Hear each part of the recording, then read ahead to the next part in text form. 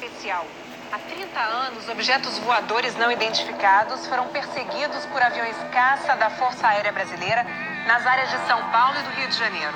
Você vai conhecer agora gravações inéditas desse episódio, que ficou conhecido como a Noite Oficial dos OVNIs. Foi assim que o Fantástico deu a notícia.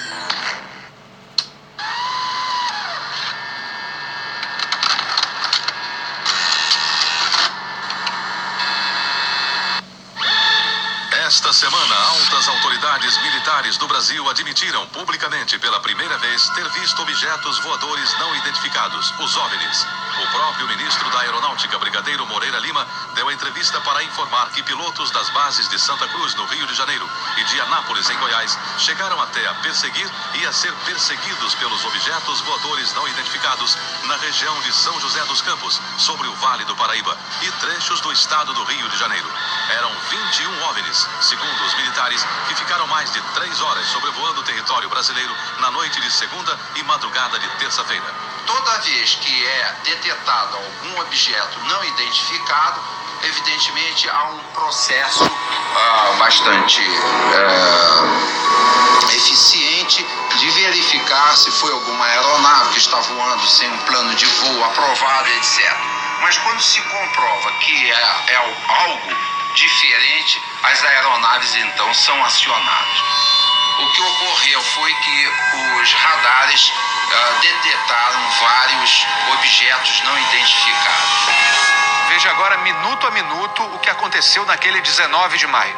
Às 8h30 da noite, um ponto luminoso é avistado pelo controlador de tráfego aéreo na torre do aeroporto de São José dos Campos, São Paulo.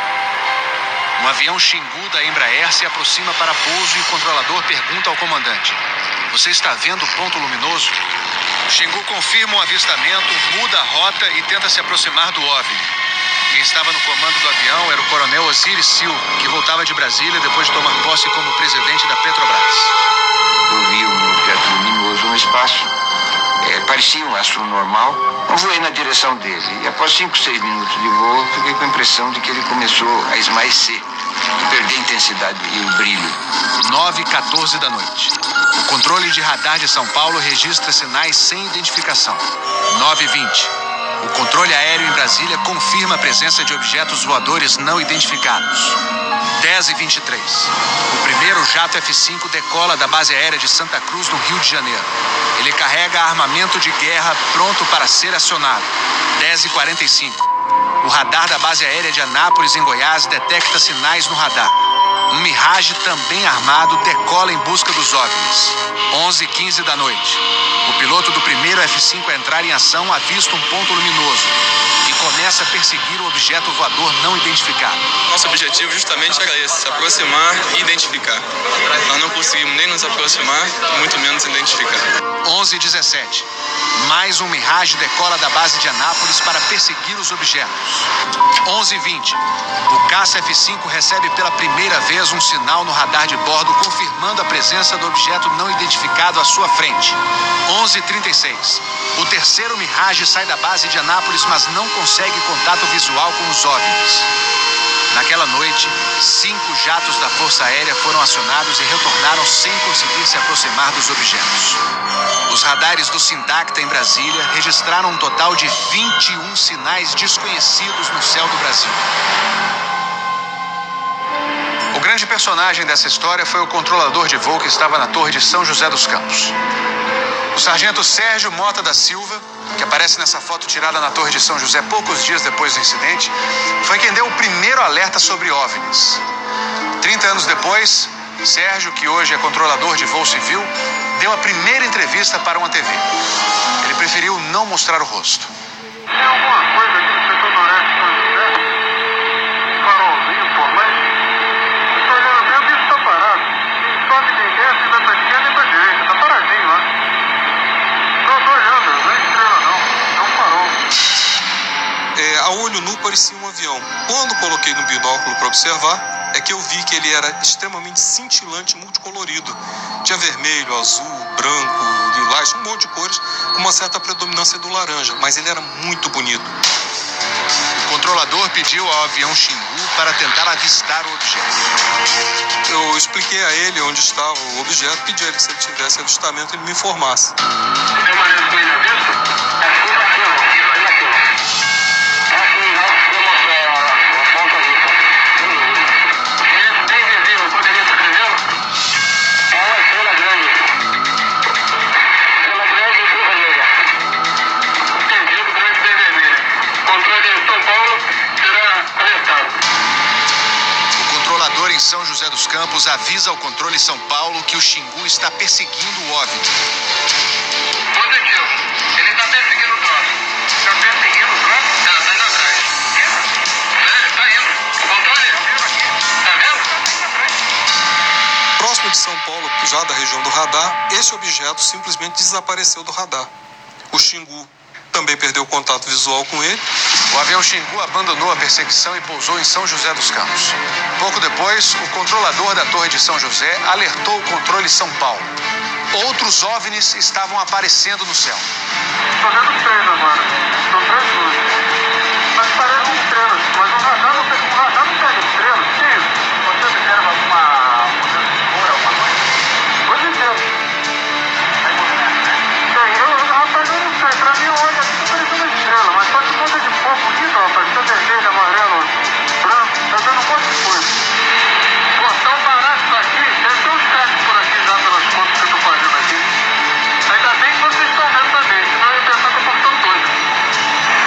Porra, rapaz, tô arrepiado, meu irmão. Só 2 pontos brancos afastados mais baixos. Estão entrando no alinhamento da pista, além da cidade. Tem 2 altos aqui no alinhamento da pista e tem mais uns 2 ou 3 embaixo, todo baixo agora. Continuam se movimentando. Coisa linda, meu irmão. Pô, tá ficando bom esse negócio, viu? Tá ficando bom, né? O controlador Sérgio Mota da Silva faz uma revelação surpreendente. Ele tentou fazer contato com os OVNIs usando as luzes de balizamento da pista de pouso. Se aumentava o brilho do balizamento das luzes do balizamento, aliás, eles se afastavam.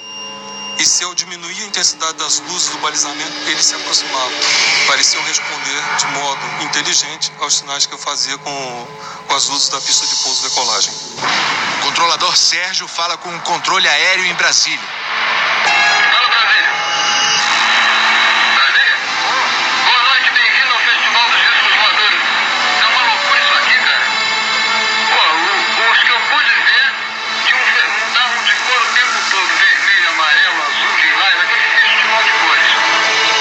As ocorrências terminaram já perto do nascer do dia, lá pelas 4 e pouco, 5 horas da manhã. Os últimos objetos foram vistos. Como é que vai falar aí? Pô, rapaz, isso aqui foi um festival. E agora, como é que tá? Agora você quer ver mais não? Não. Você não informa nada. Positivo. Mas você não sabe nada. Positivo. O Fantástico também teve acesso às gravações das conversas entre os pilotos e a defesa aérea. Um desses pilotos era o capitão Armindo de Souza Viriato. Veja agora como foi que ele perseguiu um OVNI com armamento pronto para ser usado. Eu tô em contato. Ouvindo? Tô em contato. Prossiga nesse contato, caçador. Caçador passando a rojão. Caçador passando a rojão. No código dos pilotos, isso quer dizer que o caçador, o avião caça, entrou na situação rojão. O míssil está pronto para disparar. Prossiga nesse contato. Foi, tem Judite agora.